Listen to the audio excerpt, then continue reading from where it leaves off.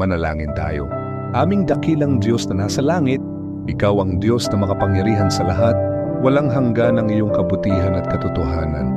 Kami po ay lumalapit sa inyong harapan na may pagpapakumbaba, nagpapasalamat sa bawat biyaya na inyong ipinagkakaloob sa amin.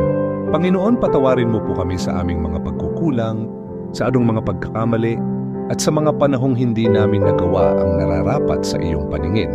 Linisin mo po ang aming puso at isipan upang kami ay maging karapat-dapat sa iyong harapan.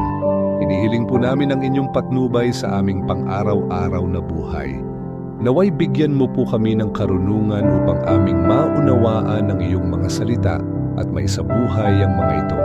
Pagpalain mo po ang aming pamilya, ang aming kapwa, at ang buong bayan upang kami ay mamuhay ayon sa iyong kalooban.